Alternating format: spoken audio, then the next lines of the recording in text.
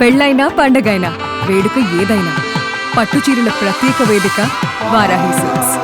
Janasena యాక్టివిస్టుపై TDP ఫిర్యాదు చేసింది. ఎక్స్లో పవన్ కళ్యాణ్ ఫోటోతో అసభ్యకర పోస్టులు పెట్టినందుకు పెదకూరపాడు మండల టీడీపీ నాయకుడు కొండవీటి ప్రసాదరావు ఫిర్యాదుతో కేసు నమోదైంది. ఎమ్మెల్యే భాష్యం ప్రవీణ్ ఆదేశాలతోనే ఫిర్యాదు చేసినట్లుగా ఆరోపణలు వినిపిస్తున్నాయి. గత సోమవారం స్టేషన్కు తీసుకువచ్చారు పోలీసులు. ఇక 3 రోజుల పాటు స్టేషన్లోనే జనసేన సోషల్ మీడియా యాక్టివిస్ట్ ఉన్నారు. జనసేన యాక్టివిస్టు పోస్టులపై పోలీసులు తీవ్ర ఆగ్రహాన్ని వ్యక్తం చేశారు. ఇక ఈ అంశం గురించిన డీటెయిల్స్ మా ప్రతినిధి వెంకట్ని అడిగి తెలుసుకుందాం. వెంకట్, ఈ అంశం గురించిన డీటెయిల్స్ ఏంటి?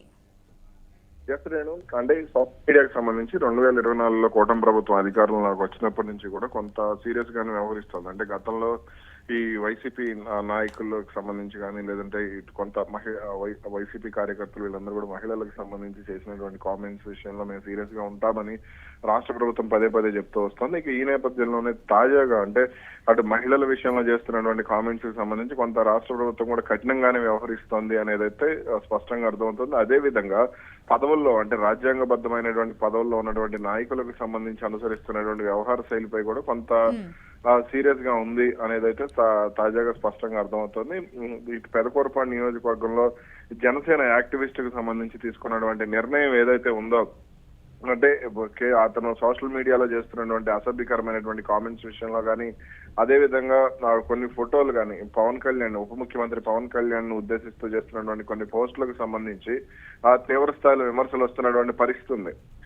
అయితే దీనికి సంబంధించి అటు రాజకీయంగా అంటే జనసేన పార్టీ కార్యకర్తలే దీని కొంతకాలంగా అటు పెదకూరపాడు ఎమ్మెల్యే విషయంలో ఎమ్మెల్యే కూడా వెళ్లి ఫిర్యాదు చేయడం ఇదంతా కూడా జరుగుతూ వచ్చింది. ఇక తాజాగా పెదకూరపాడు ఎమ్మెల్యే భాష్యం ప్రవీణ్ సూచనలతోనే దీనికి సంబంధించి చర్యలు తీసుకున్నట్టుగా కూడా తెలుస్తోంది. ఇక అతన్ని ప్రస్తుతం 3 రోజుల నుంచి పోలీస్ స్టేషన్ లోనే ఉంచారు, అరెస్టు చూపించలేదు అనేది కూడా కొంత వస్తున్నటువంటి కామెంట్. అయితే అతను ఏ పోస్టులు పెట్టాడు ఏంటనే దానికి సంబంధించి ఇంకా పూర్తి స్థాయిలో సమాచారం అయితే లేదు కానీ అతని విషయంలో మాత్రం కొంత కఠినంగా ఉన్నారు. అటు ఉప ముఖ్యమంత్రి కార్యాలయం కూడా అతను పెట్టినటువంటి పోస్టులను ఆరా తీసింది అనేది కూడా కొంత కామెంట్ చేస్తూ వస్తున్నారు. అయితే కొంత ఇటు కుల విద్వేషాలతో అతను కామెంట్స్ పెట్టాడు అనే మాట కూడా కొంత వినపడుతుంది.